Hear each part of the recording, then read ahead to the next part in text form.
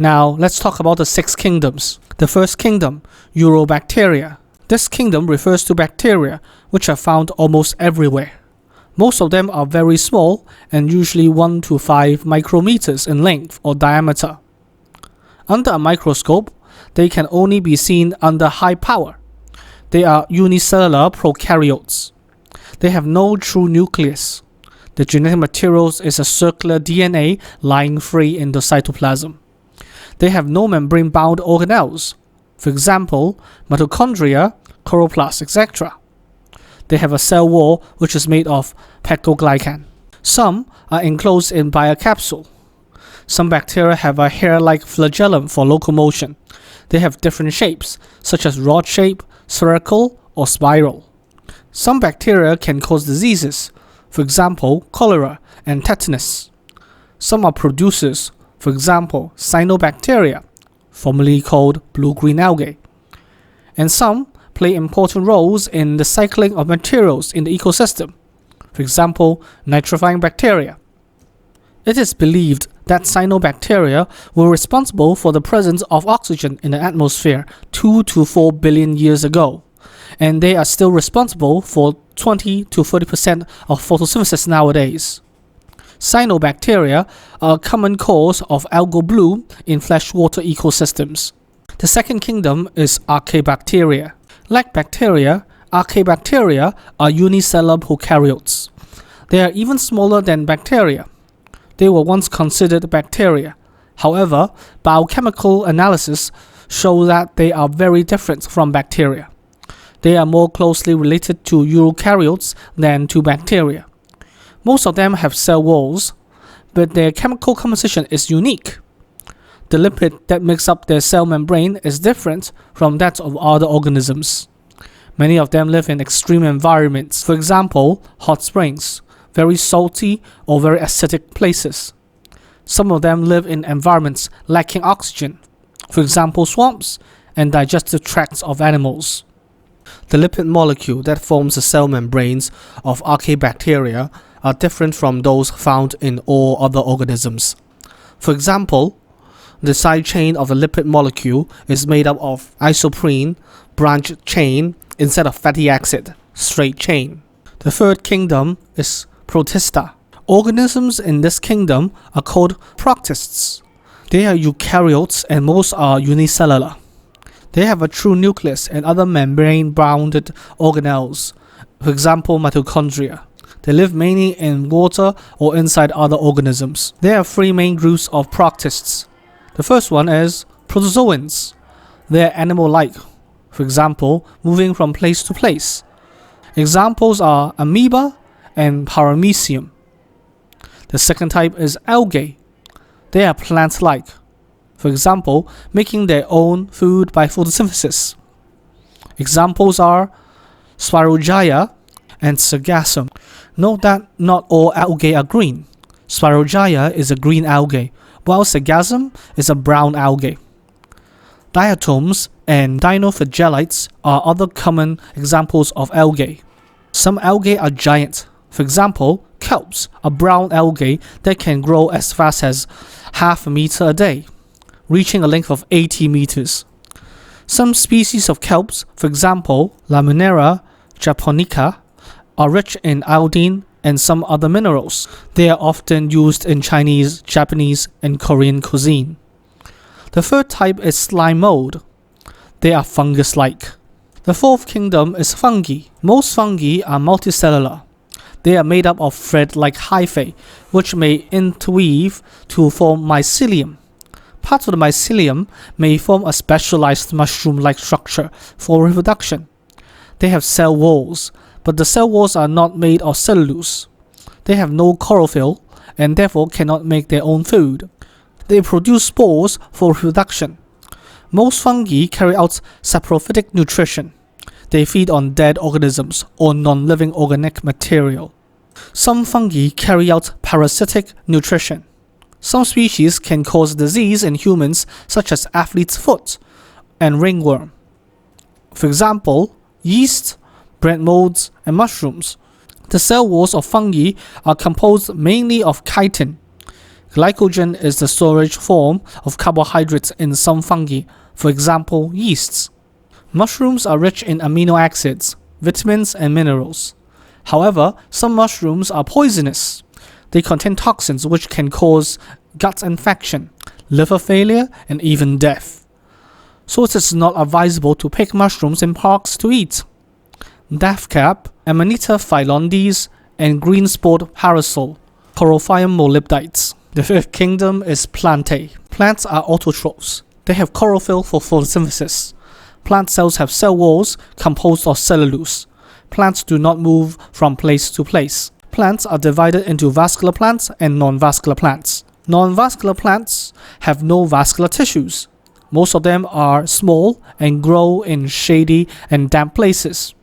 They have simple stems and leaves but no true roots. They have rhizoids for anchorage and for the absorption of water and minerals. They have chlorophyll for photosynthesis. They produce spores for reproduction. For example, mosses. Vascular plants, on the other hand, have true roots, stems, and leaves. Most are well adapted to live in dry places. They are divided into the following three main groups. Group 1 are ferns. Most ferns have large and feathery leaves. The young leaves are curled. They produce spores for reproduction. The spore-bearing structures are usually located on the underside of the leaves. For example, wood ferns. The second group are conifers. Most conifers are trees with needle-shaped leaves. They reproduce using seeds. The seeds are not enclosed in fruits and are therefore called naked seeds. They are found in cones, for example, pines, firs, and cypresses. The California redwood is the tallest tree in the world. It can reach up to over 100 meters. The General Sherman tree, a relative of the redwood, is the biggest tree. It has the trunk circumference of 30 meters. The oldest tree is a bristlecone pine tree, which is over 4,600 years old. All of them are conifers. The third group is flowering plants. Plants in this group produce flowers for reproduction. The seeds formed are protected inside fruits. Flower plants can be divided into monocotyledonous plants and dicotyledonous plants, usually abbreviated into monocots and dicot respectively. The table shows some differences between monocots and dicots. Monocots have only one seed leaf, also known as a cotyledon, while dicots have two cotyledons inside the seed.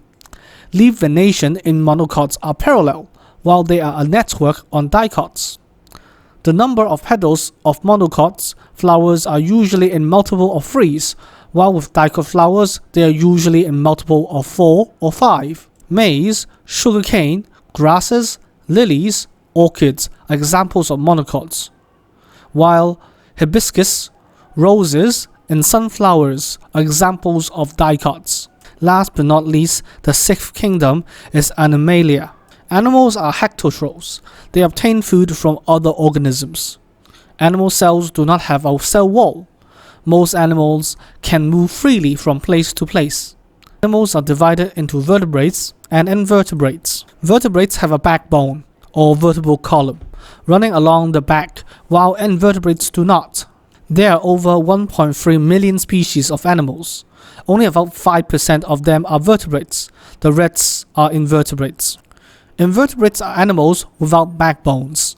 Some examples are jellyfish, earthworm, snails, sea urchins, ants, and crabs.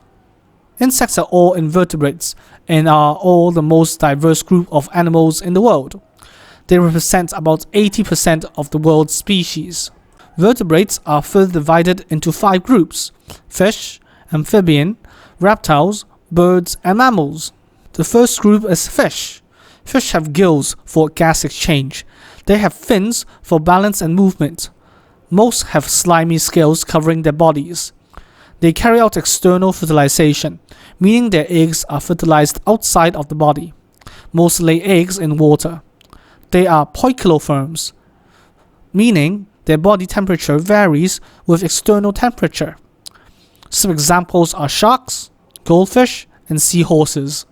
Second group are amphibians. Amphibians use lungs and the surface of their skin to carry out gas exchange. The larvae, tadpoles, use gills for gas exchange. Most of them have 4 limbs. Their bodies are covered with moist naked skin without hair or scales. They carry out external fertilization. Most lay eggs in water. They are poikilotherms. Some examples are frogs, toads, and salamanders. The third group is reptiles. Reptiles have dry, hard scales covering their skin. Most have 4 limbs. They carry out internal fertilization, meaning eggs are fertilized inside the body. Most reptiles lay eggs with leathery or hard shells. They are poikilotherms. Some examples are crocodiles, lizards, snakes, and tortoises. The fourth group is birds. Birds have lungs for gas exchange. They have wings. They have feathers covering their bodies. They have dry scales on their legs. They have a beak and no teeth. They carry out internal fertilization. Most lay eggs with hard shells. They are homeotherms, meaning they can maintain a stable body temperature. Some examples are eagles, ducks, seagulls, ostriches, and penguins. The fifth group is mammals. Mammals have lungs for gas exchange. Most have hair covering their bodies. Most have pinnae. Pinnae are absent in many marine mammals such as dolphins and whales. They have mammary glands. The mammary glands of the females are well developed in order to produce milk to feed their young. They carry out internal fertilization. They are homeotherms. Some examples are humans, cows, pandas, bats, whales, and dolphins. These are only general rules. Not all members of a certain group of vertebrates possesses all the body features described above. Catfish is a fish without scales. Caecilian is an amphibian without limbs. Snake is a reptile without limbs. Kiwi is a bird without wings. Platypus is a mammal that lays eggs. This is the summary table of the Animalia kingdom.